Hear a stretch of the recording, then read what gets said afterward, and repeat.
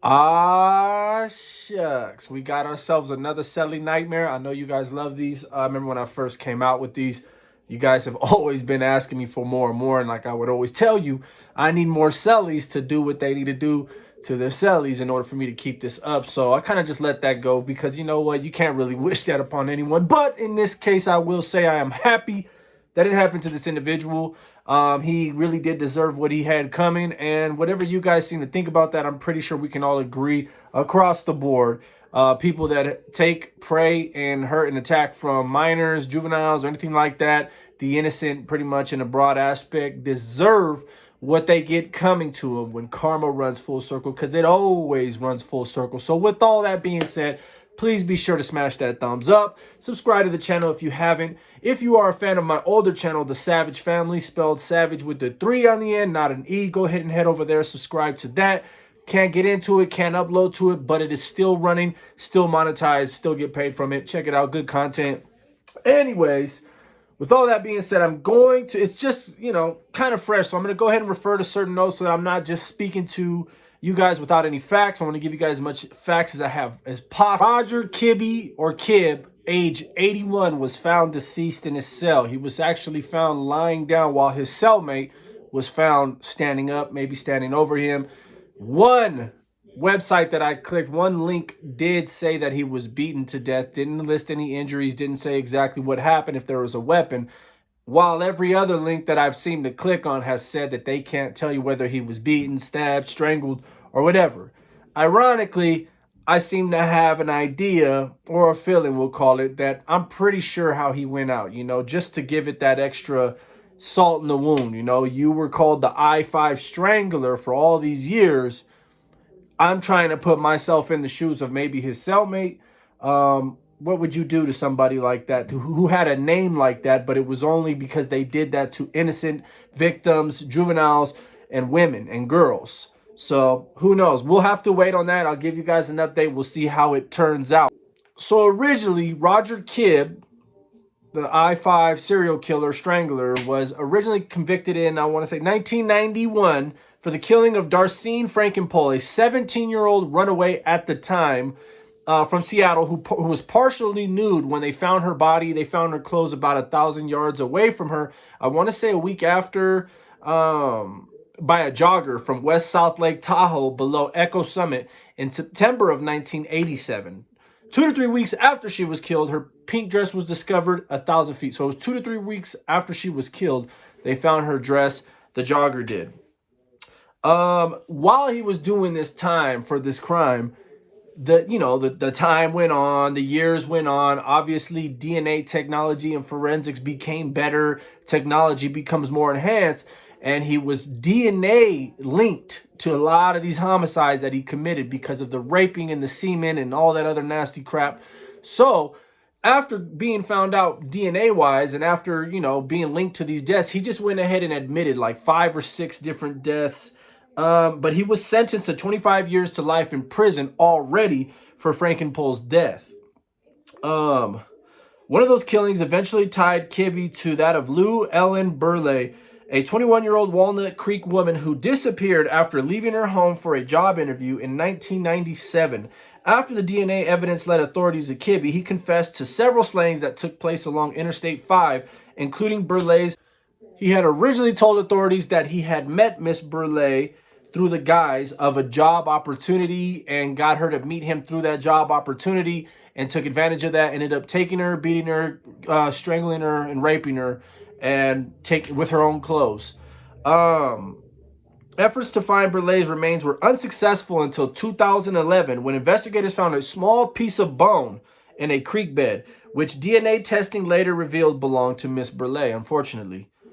He pled guilty in San Joaquin County to 6 new counts of murder in Amador, Contra Costa, Napa, Sacramento, San Joaquin, and Stanislaus counties. His other victims were Stephanie Brown, 19 years old, Laura Heydrich, 20, Catherine Kelly Quinones, 25, Charmaine Sabra, 26, and Barbara Ann Scott, 29, all in 1986. They agreed eventually to go ahead and drop the death penalty on him because they all agreed that there was no realistic chance that he would actually end up alive long enough to live out an execution. So he's already serving 2 life sentences for that. You know, he's already old, 81 years old during this crime. He's taken to medical as soon as they find him. He's pronounced dead about an hour later of finding him. His cellie was taken to segregation. Jason Boudreaux, he's 40 years old. He's got a 666 over his eyebrow. And yeah, man, I think that is just another one of those, you know, good cell moves made on behalf of CDC and the Department of Corrections, you know, because I believe that they did belong together. I believe that that cell move was appropriate, and I feel like that was probably exactly the way, you know, he needed to go out. I don't think there was any other appropriate measure that could have been taken, and I do believe it was an absolute accident. I don't believe it was planned, and I don't believe it was staged.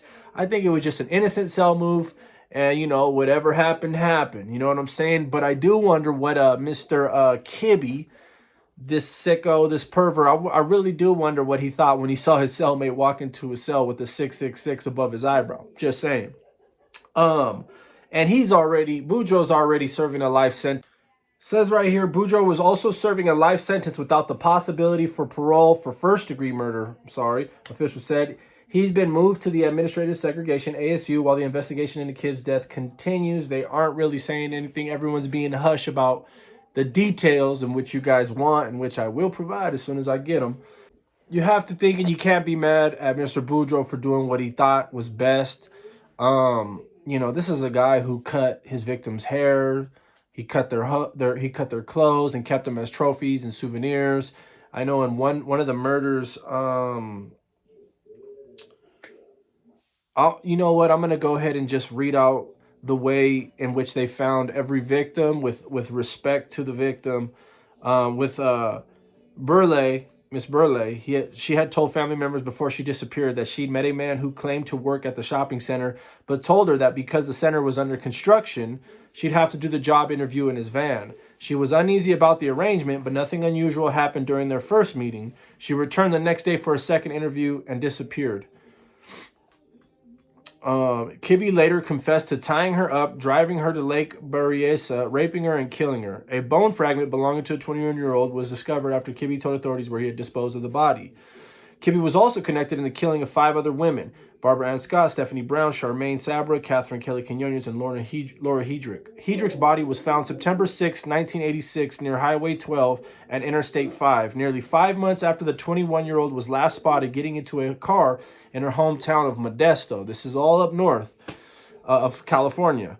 Brown, 19, was also discovered strangled and sexually assaulted along Highway 12 in July of 1986.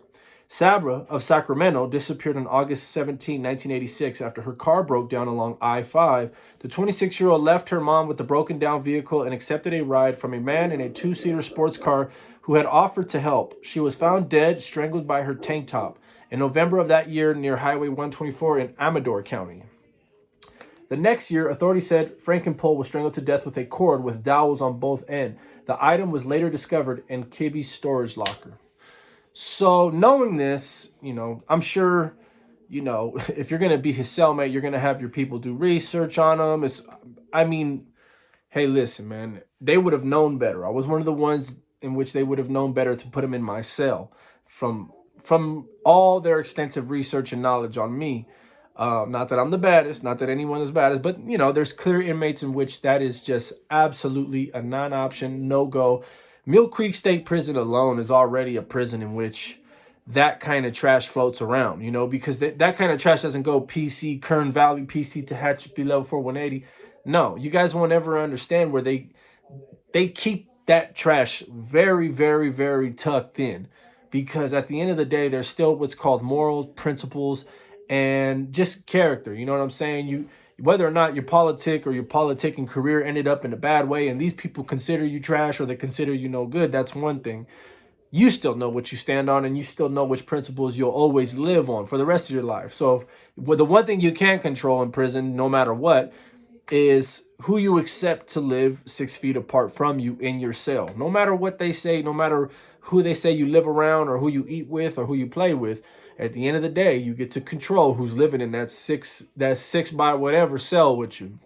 So, I mean, in the same instance, the way I look at it, as soon as I would have found out he was a serial killer and any of that, it's a wrap. You know, I'm not coming home. I'm not coming home. So I think that's the way that kind of played out. I think that's the way it went for Kibbe, this serial killer, the I-5 serial killer. But you got to understand, karma always comes full circle. This man spent a very long time, and he wrecked havoc on many, many families, hundreds and hundreds of people who were connected to these poor victims. And my condolences to the family. I'm not making this video to glorify him in any way. I am happy. I am glorifying the fact that he got his justice. It wasn't an execution the way the judge had planned, or the way the district attorney might have wanted. You know, it was the execution that they couldn't get because they thought he would never see that day. However, I got to go ahead and thank CDCR, Correctional Department of Corrections, because they did a very smart thing with this cell move. And it played out perfectly, you know, and he got exactly what he had coming. And it's never a second too late or a second too soon. You know what I mean? It happened right at the right time. And I'm sure there's a lot of people having a barbecue and having a good old time behind this. So I would like to say, I hope you guys enjoyed this Celly Nightmare. I will be trying to do my best to get back on these. These are fun to do.